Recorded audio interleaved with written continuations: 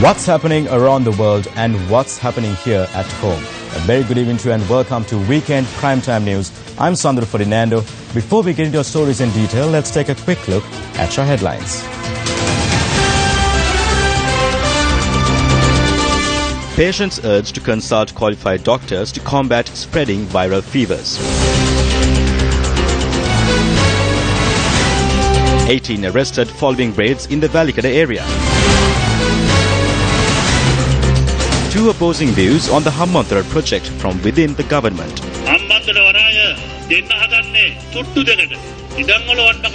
අපේ රටේ අනාගතය තීරණය කිරීමේ මේ අතිශය තීරණාත්මක කාරණය අපි සලකන්න හොඳ නැහැ. රටේ ණයබරෙන් අපි පොඩ්ඩක් නිදහස් වීමට ගන්න උපක්‍රමයක් හැටියට අපි සලකන්න හොඳ නැහැ. Farmers in the Eastern Province oppose the Kalkuda distillery. මේ රටේ ජනතාවට ලැබිය යුතු ප්‍රතිලාභය ආපහු ගිහිල්ලා නතර වෙන්නේ අරක්කු මුදලාලි කෙනෙක් ළඟ. ටික සහල් කරනවා වෙනුවට මේවෙන් අරක්කු පෙරුවට පස්සේ අපේ රටේ පාරිභෝගිකයා කන්නේ මොනවද? Deputy Minister of Ports and Shipping Nishantha Muthuhettigama charges that the instructions issued by President Maithripala Sirisena with regard to the Hambantota port project have not been implemented.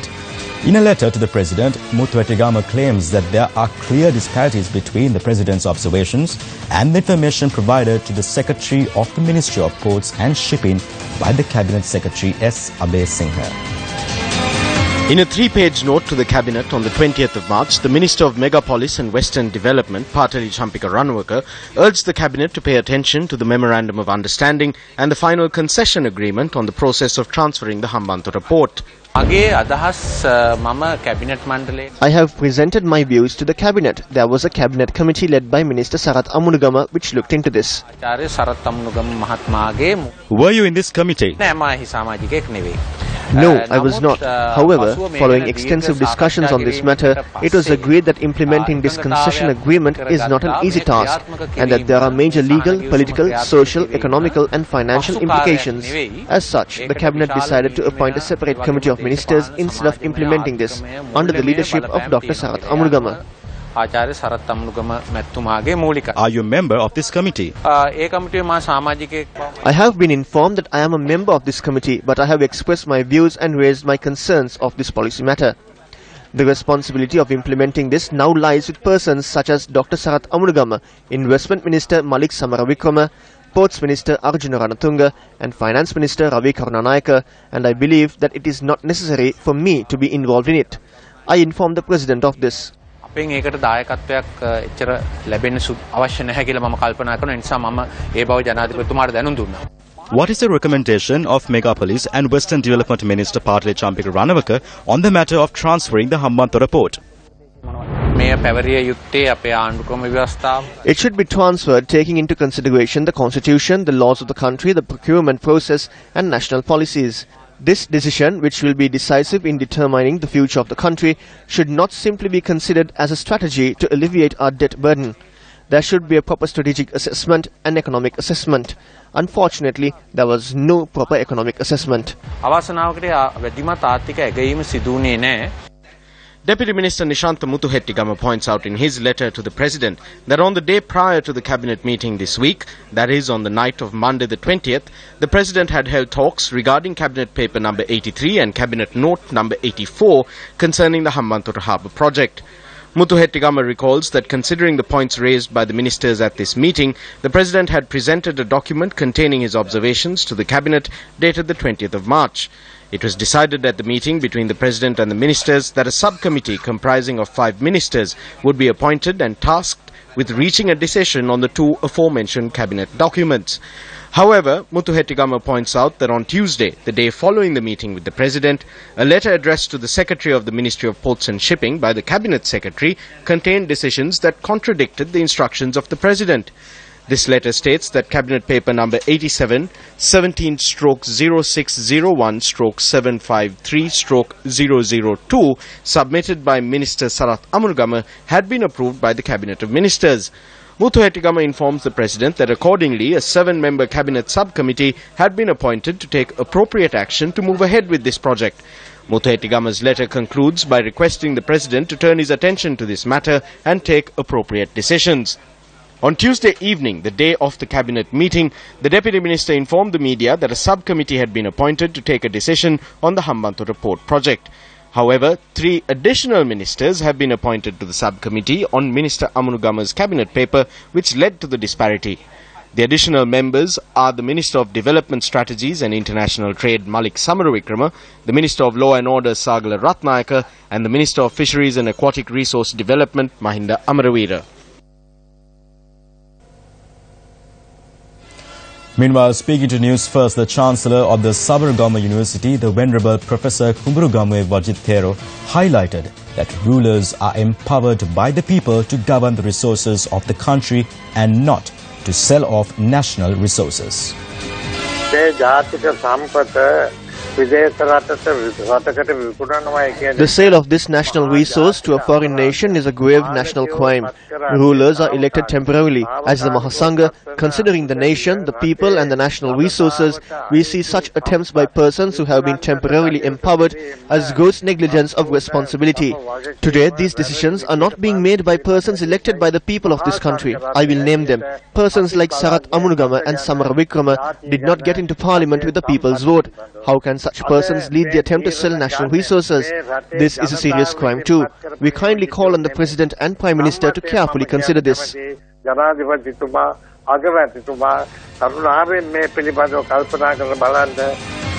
Speaking in Galle today, Deputy Minister Nishantha Muthuwetigama launched a scathing criticism of his colleagues in government. Last week, during the discussion held under the leadership of President Maithripala Sirisena, the Prime Minister and Minister Sarath Amunugama requested that I withdraw the cabinet paper submitted by me. I refused, noting that I had submitted it on behalf of the port and not for my want. They are trying to isolate President Maithripala Sirisena within this government, and if not for our group, they would have already sold off the entire country. They are giving away the Hambantota port for a steal. It does not even cover the value of the land. The agreement is for 99 years. 3 or 4 generations will pass. We won't even able to find a document on it. This is the challenge we are facing.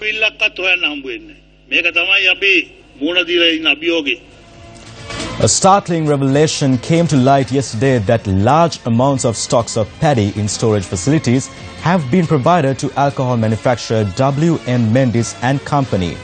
Farmers and farmer societies say such actions have led to missed opportunities to reduce the price of rice.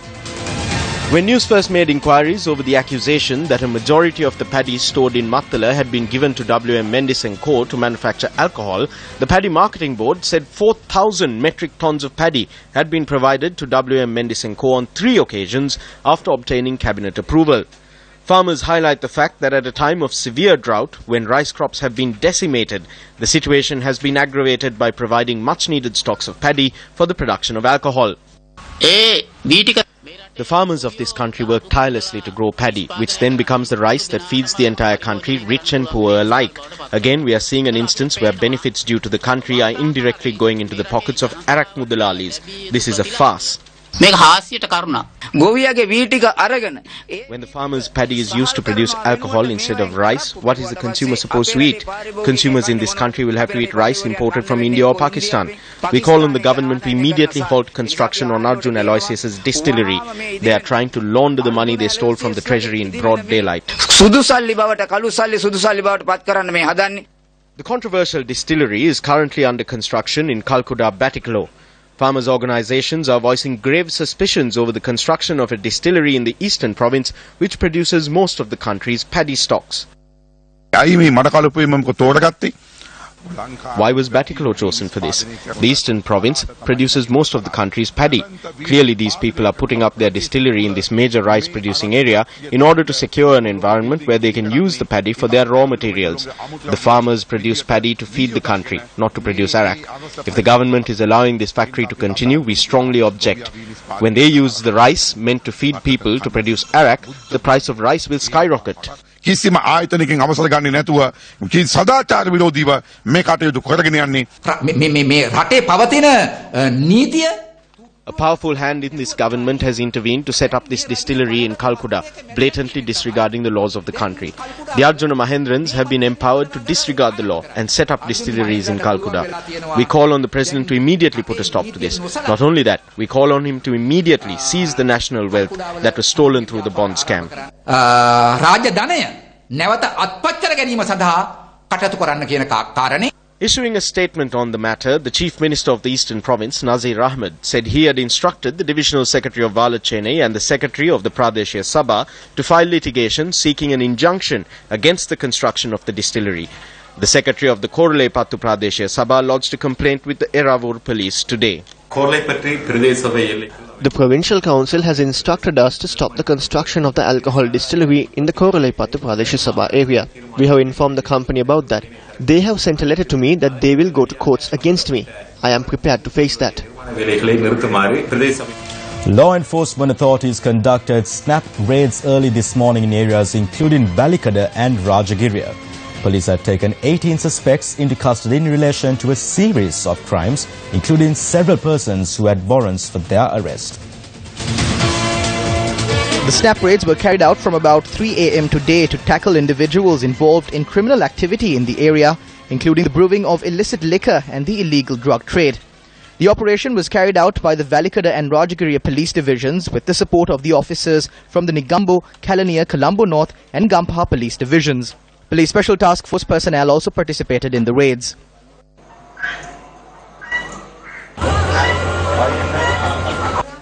According to the police, 87 police officers and 50 STF personnel searched about 300 homes and 140 vehicles.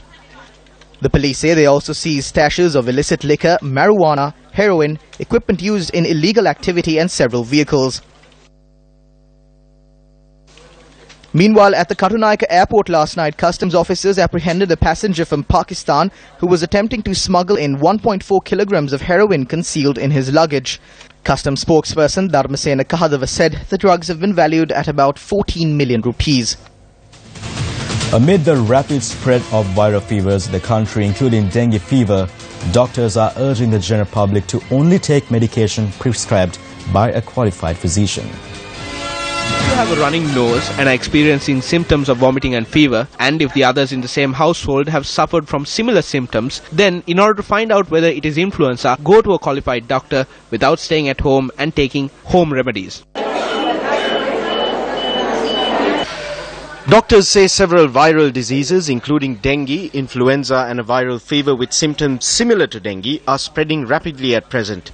The public are urged to be mindful of symptoms including fever, sore throat, body aches, cough, headaches and a build-up of phlegm. The rising tide of dengue claimed another life yesterday when a 49-year-old preschool teacher in Malwatta Jaila succumbed to the dreaded disease. The mother of one contracted a fever 1 week ago and was admitted to the Nigambo General Hospital before being transferred to the Colombo National Hospital as her condition worsened. Newsfirst has reported on several prior occasions of the risk of dengue spreading in areas including Jaila and Udamvita. Area residents accuse the authorities of not doing enough to stem the spread of the disease in Nigambo and surrounding areas. It is because of garbage pits in the village that many in the village contracted dengue. There are many in the Nigambo hospital. They fume one area and not the other. Then the mosquitoes on that side come to the other side. There's a 5-acre land which is used to dump garbage. That is where the mosquitoes breed. There are many dengue patients in this village. MP Vasudeva Nanyakara visited the area today and offered this assessment. There is no reason for dengue to spread at a time of drought. But it is happening. The Health Ministry must direct its attention to this. Meanwhile, the Trincomalee district, which recently saw a spike in the number of cases of dengue fever, has now been blighted with the AH1N1 virus.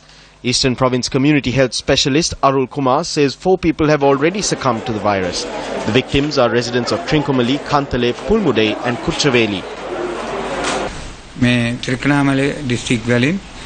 2,600 dengue patients were admitted to the Trincomalee hospital within the last 3 months. 16 deaths were reported. When there is a decrease in the number of dengue patients, now there are cases of AH1N1. 2 deaths were reported within the last 2 weeks, while over 100 patients are receiving treatment. සියයට වැඩි කට්ටිය මේක මේ රෝග වලින් අමාරු වෙලා ඉන්නවා. Community Health Specialist at the Family Health Bureau, Kapila Vijayratna, says 2 pregnant women have succumbed to the AH1N1 virus. Vijayratna urged pregnant women with symptoms of fever to immediately seek medical attention. In 2015, 12 pregnant women died in an outbreak of the AH1N1 virus. A spokesperson for the Ketumati Women's Hospital in Panadura says 17 pregnant women are being treated for viral fevers in the hospital. Health authorities say the influenza A virus is spreading rapidly in the Lunugala area in Passara. Dr. T. Abekon, the district medical officer at the Lunugala District Hospital, says 40 patients are receiving in-house treatment for the influenza A viral fever. Field Marshal Sarath Fonseca responded to accusations levelled by the opposition during an event held in Paliagoda yesterday. දේශපාලන පරිගැනීම් ගැන මහින්ද රාජපක්ෂට මතක් කරලා දෙන්න ඕනේ. යුද හමුදාපති I need to remind Mahinda Rajapaksa what political witch hunts are. The army commander was dragged away without any charges and kept hidden at a navy base for 8 months and thereafter imprisoned in Balikada for 2 years. When Shirani Bandan Nayaka didn't give rulings in accordance with his views, her name was dragged through the mud. There was a time when there were paid hooligans camped outside her house. These are the type of corrupt political leaders who are levelling allegations at the government today. This government does not exact vengeance against anyone. Are they asking us to mollycoddle rogues? Are you asking us to work with them and do what they do? හොරුන්ට දඬුවම් නොදී හොරු නාවනාව එයා වගේ හුරතල් කර කර තියාගෙන හොරුත් එක්ක එකතු වෙලා අපටත් හොරගම් කරන්න කියලා දෙයා කියන්නේ කියලා අපි යාගෙන් අහන්න ඕනේ. The annual ceremony of the Sri Pumari Amman Kovil in Naligawa at the Paliagoda was held under the auspices of Field Marshal Sarath Fonseca. Speaking at an event held in Telipale, Jaffna today, Northern Province Chief Minister C.V. Vigneswaran criticized the Peace Building Priority Plan or PPP framework jointly drawn up by the United Nations and the government of Sri Lanka. During his address at the Economic Engagement Programme held at the Telipale Divisional Secretariat in line with a visit by former President Chandrika Bandaranaike Kumaratunga, Vigneswaran charged that adequate attention had not been given to important matters in preparing the PPP framework. Our request to bring us into the process fell on deaf ears. Even now it is not too late to include us, and when I say us, it does not mean the officials who are beholden to the central government. It is the political voice of the people. How would you implement the framework when the key stakeholder is not a party to it? Secondly, the framework has no reference to war crimes accountability. Thirdly, there has been no reference to the inclusion of war crimes jurisdiction into our law. Fourthly, demilitarization, high security zones, security sector reforms should have been included into the framework. Fifthly, the need to withdraw Prevention of Terrorism Act should have been reiterated and helped to be withdrawn. Sixth, role of the diaspora should have been included. And seven, sustainable development goals could have been made the cornerstones of our future development. Thus, the hardship of our people and their aspirations have not been adequately understood. There is a feeling of, well, serves them right, pervading the psyche of the powers that be. A new pedestrian bridge connecting Ranmutuweva and Alutgamara in Lunugambera was declared open today by Minister Sajith Premadasa. The pedestrian bridge between Ranmutuweva and Alutgamara has been constructed at a cost of 23.9 million rupees. Several security force personnel were arrested over shooting and killing people in Rathupaswala who protested demanding water. I wish to ask whether this amounts to hunting down war heroes. How so? When the law is enforced against security forces personnel who are reportedly involved in the attacks on Upali Tennakon and Keith Noya, the murder of Lasantha Vikramatunga and the disappearance of Eknaligoda, even that is hunting down war heroes? This is an astounding claim. How can you call this hunting down war heroes? Do the security forces of the government have the right to go around hunting citizens of this country?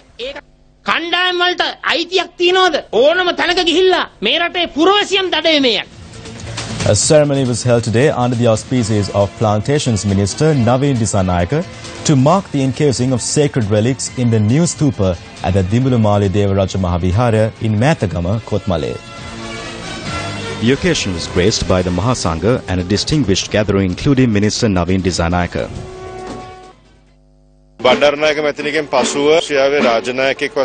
President Maithripala Sirisena has received the respect of being the first head of state to be invited to Russia since Madam Bandaranaike. President Putin is no ordinary leader. Russia is arguably the second most powerful nation in the world and a long-standing friend.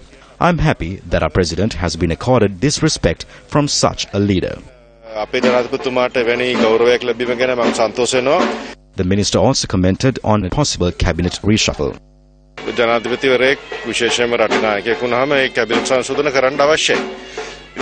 As the head of state, the president must reshuffle cabinet when required.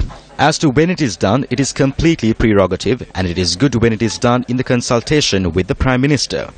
Ministers who have performed well must be strengthened. In truth, my ministry is in a far different position to where it was when I accepted the portfolio. I'm immensely happy about it, and I hope to retain this ministry. The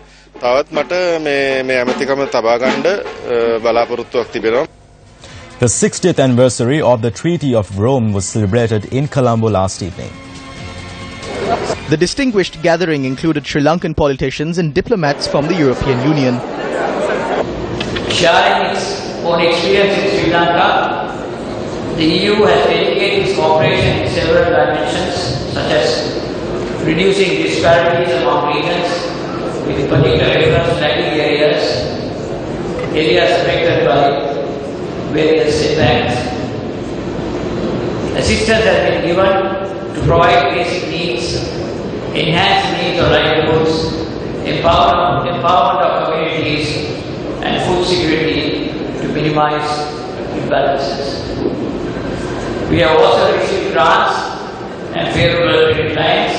The EIB, European Investment Bank, is coming here on Monday, as a result of which we have been able to increase trade and investments between the European Union and Sri Lanka. A photographic exhibition organized by the Italian Ministry of Foreign Affairs also took place in line with the reception.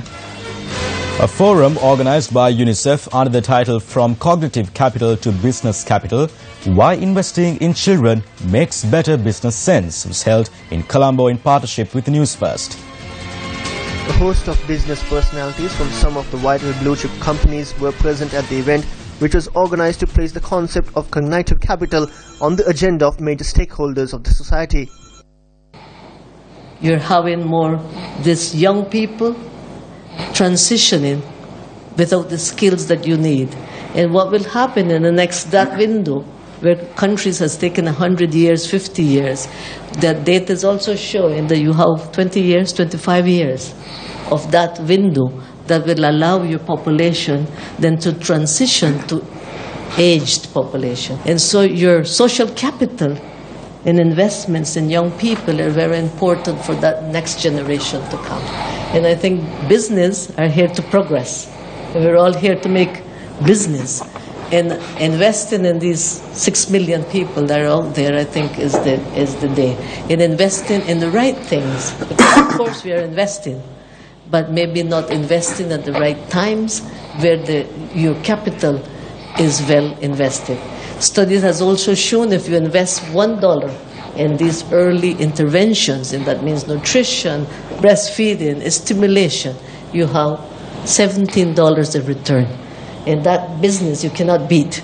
So I think those investments really need to be clear as we move forward and bringing everyone at the same level.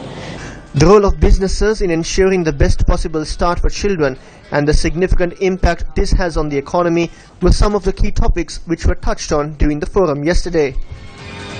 Another Newsfirst Eslon Danamuthu Sayane was held today at the Sri Sumangala Boys School in Panathura. The program got underway today under the auspices of the Minister of Megapolis and Western Development, Patali Champika Ranawaka. The Danamuthu Sayane program is an invaluable resource for families looking to build their first home. The program covers all aspects of building a new home with resource persons, including architects, civil engineers and even astrologers. Kids' first screen tests and art competition were held at the premises for children accompanying their parents. A health clinic and yoga program were also organized for visitors. Those who are building major housing developments and commercial developments today think they can hand over all the waste to the local council. They think they can receive water from the water board and electricity from the electricity board. We are hoping to change this situation in the future. All major developments will have to generate at least some proportion of the electricity they consume. They will have to recycle some percentage of the water they consume. They will have to recycle some percentage of their waste.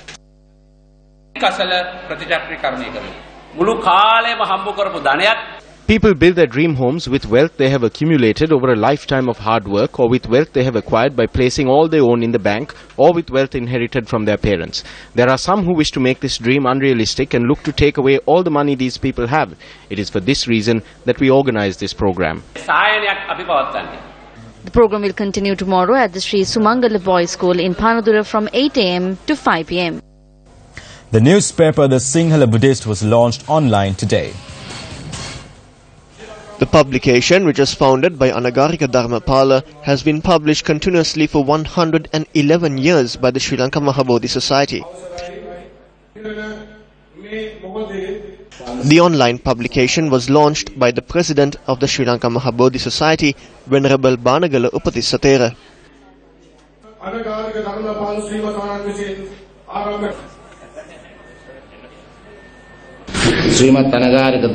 Sri Anagarika Dharmapala founded the Sinhala Buddhist newspaper to carry his voice across the world.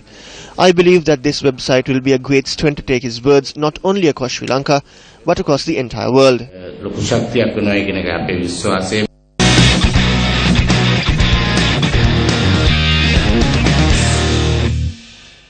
A century by opener Thanimikwa powered Bangladesh to a massive 324 runs in the first ODI of the 5-match series against Sri Lanka. Chasing 325 for victory, Sri Lanka were 146 for the loss of 5 wickets in 32.2 overs. In more sports news, St. Peter's College Bambalapitiya clinched victory in the 43rd annual limited overs encounter against St. Joseph's College by 54 runs today. Now winning the toss and batting first at the SSC grounds, St. Peter's College posted 311 runs for the loss of 8 wickets in their 50 overs. Manelka de Silva hammered an unbeaten century, while Sulakshana Fernando chipped in with 90 runs. Dineth Madhurela and Nipun Sumasinghe bagged 2 wickets apiece. In reply, St. Joseph's College only managed to score 257 runs before being bowled out. Dineth Madhurela top scored for the Joes with 73 runs, while Sachin Silva picked up 3 wickets for 55 runs. Raghurat Fazil Marija has been nominated for the Most Popular Sports Personality of the Year at the Sports First Platinum Awards. The awards ceremony will take place on the 31st of March at Stein Studios in Ratmalana. And with that, we wrap up Weekend Primetime News. For the News First team, I'm Sandhu Ferdinando. Do take care and good night.